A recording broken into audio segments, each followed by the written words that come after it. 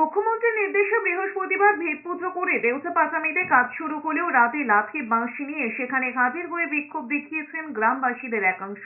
শুক্রবারও তার রেশ রয়েছে, যে কারণে এলাকায় বাড়তি পুলিশ মোতায়েন করা হয়েছে। ঘটনার জেরে দেউচা পাচামিতে নতুন করে উত্তেজনা তৈরি হয়েছে। স্থানীয়দের একাংশের অভিযোগ, এলাকার বহু মানুষের কাজের ব্যবস্থা করা হয়নি, জেলা প্রশাসনও কিছু জানায়নি। বুধবার বিজেপিএসের মঞ্চে মুখ্যমন্ত্রী দেউচা পাচামিতে কাজ শুরু করার কথা জানিয়েছিল। এরপরেই জেলা শাসক বিধান রায়, পুলিশ সুপার আমানদীপ, রাজ্যসভার সাংসদ সামিরুল ইসলাম উপস্থিতিতে ভিড় পুজো করে কাজ শুরু হয়। জানা গিয়েছে, মোহাম্মদ বাজার ব্লকে চাঁদা মৌজায় যে সরকারি বেস্ট ল্যান্ড রয়েছে সেখান থেকেই কাজ শুরু হবে। এসবের মধ্যে চাকরির দাবিও উঠেছে জমিদাতাদের একাংশে। তাদের দাবি শিল্প হোক, কিন্তু তাদেরকে চাকরি দিতে হবে। যদিও জেলা শাসক আশ্বাস দিয়েছেন ব্যাসল তোলার কাজ করবেন স্থানীয়রাই, 90% কাজ হবে স্থানীয়দের দিয়ে। খনিতে খোঁড়াখড়ির জন্য কর্মী নিয়োগ করতে রেজিস্ট্রেশনের কাজ শুরু হয়েছে।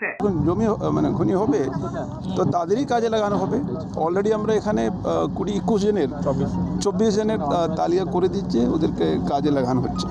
তো যেভাবে গাড়ি সংখ্যা বাড়বে, যেখানে বাকি মেশিনপত্র বাড়বে, সেইভাবে মানুষের কাজও বাড়বে, বেশি লোক কাজ দিতে পারবো।